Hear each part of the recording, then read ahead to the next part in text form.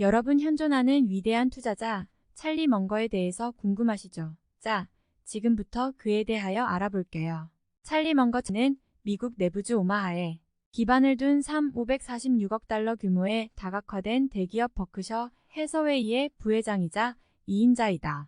포브스에 따르면 2022년 현재 먼거의 순자산은 25억 달러이다. 또한 버핏의 가장 가까운 사업 파트너이자 오른팔인 먼거는 40년 넘게 버크셔가 7천억 달러 이상의 시가총액을 가진 거대한 다각화 지주회사로 성장하는 데 중요한 역할을 해왔고, 보험, 화물철도 운송, 에너지 발전 유통 부문에서 많은 자회사를 인수 합병하는 데 결정적 역할을 하였다. 또한 먼거는 코스트코 도매 회사의 독립이사로 재직할 뿐만 아니라 자동화된 법원 보고 시장에서 소프트웨어 사업을 하는 로스앤젤레스에 기반을 둔 법률 출판사인 데일리 저널 회사의 이사회 의장이기도 합니다. 1984년부터 2011년까지 버크셔 해서웨이의 자회사인 웨스코 파이낸셜 코퍼레이션 웨스트 퍼넨셜 코퍼레이션의 회장 겸 CE를 역임했다.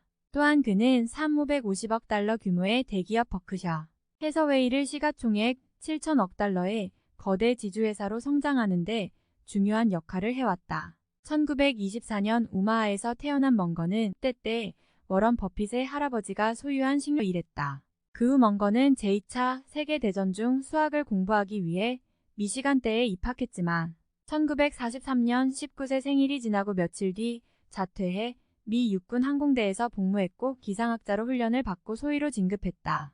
그는 후에 캘리포니아 패서디나에 있는 칼텍에서 기상학 공부를 계속했다. 그 후 하버드 로스쿨에 입학한 후 그는 1948년에 JD와 함께 마그나 쿰 라우데를 졸업했다. 그 초기에 부동산 변호사로서 그는 유명한 캘리포니아 법률 회사인 먼거 톨레스 올슨을 설립했다. 그 후 그는 인생에서 중요한 인물을 만나게 된다. 바로 그의 평생 투자 파트너인 버핏을 만나 법률가에서 금융인으로의 직업 전환을 하게 된다. 1959년 오마하에서 열린 만찬에서 버핏을 만난 후 먼거와 버핏은 투자 회사를 계속 세우고 부동산 변호사로 계속 일하면서 수년간 연락을 유지했다. 그리고 버핏의 조언에 따라 먼거는 1960년대 변호사 개업을 포기하고 억만장자 신문사 임원인 프랭클린 오티스 부스와 부동산 개발에 관한 파트너십을 체결하는 등 투자 관리에 전념했다. 그 후 버크셔에 입사하기 전에 먼거는 자신의 투자 회사를 운영하였으며 1962년과 1975년 사이에 약 14년 동안 연 19%의 수익률을 기록하였으며 이는 그 기간 동안 다우지수의 상승률보다 훨씬 더 나은 것이다. 먼거는 버핏은 투자회사인 버크셔 해서웨이를 함께 이끌면서 버핏의 투자에 대하여 다음과 같이 지지하고 조언하였다. 버핏은 1989년 주주들에게 보낸 편지에서 더 이상 버크셔가 같이 투자의 방법으로 담배꽁초 버전을 추구해서는 안 된다는 사실에 대해 먼거의 경영 철학을 인정하였다. 버핏이 설명하듯이 그는 담배꽁초 투자자로서 자신의 경력을 시작했고 그가 그렇게 하기 훨씬 전부터 그 접근법의 어리석음을 이해한 사람은 먼거였다. 찰리는 이것을 일찍 이해했다. 나는 느린 학습자였습니다.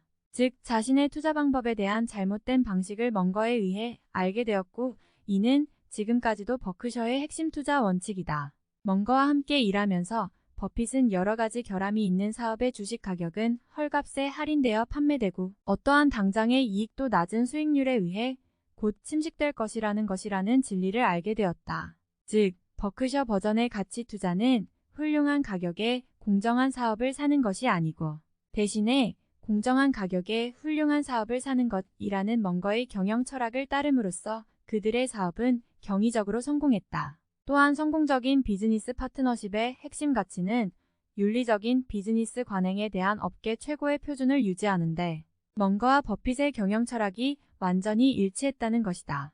먼거는 종종 높은 윤리적 기준이 그의 철학과 성공에 필수적이라고 말했다. 그가 가장 자주 인용하는 격언 중 하나는 다음과 같다. 좋은 사업은 윤리적 사업이다. 속임수에 의존하는 비즈니스 모델은 실패할 수밖에 없다. 또한 먼거는 버크셔의 자산의 대부분을 차지하는 4개의 투자를 포함한 모든 자산의 2인자이기도 하다. 이 회사들은 먼거에 의해 선택과 집중으로 투자한 회사이기도 한다.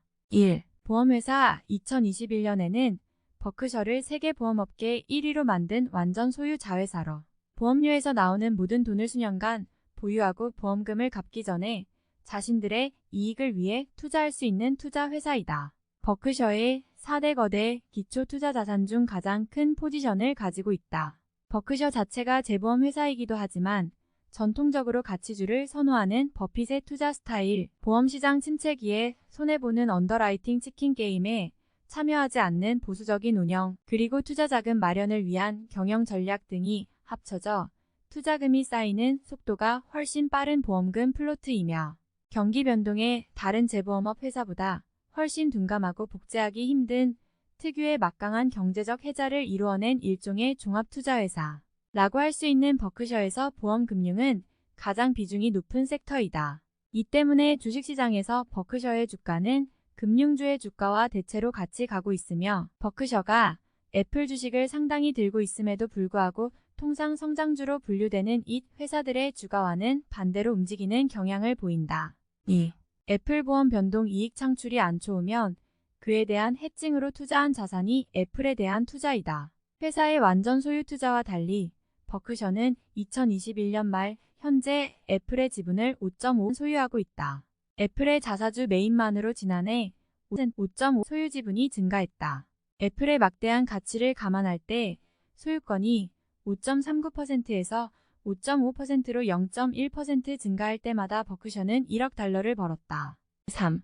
BNSF 버크셔의 세 번째 거대 기업인 BNSF는 북미에서 가장 큰 화물 철도망 중 하나를 운영하고 있으며 미국 서부의 3분의 2에 걸쳐 8영대의 기관차와 500마일의 철도를 보유하고 있다. 다른 경쟁사로부터 장기적인 이익과 압도적인 시장 점유율을 가지고 있다.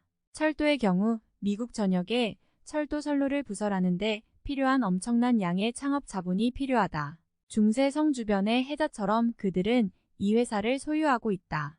2021년 버크셔는 BNSF로부터 60억 달러의 기록적인 수익을 얻었다. 4.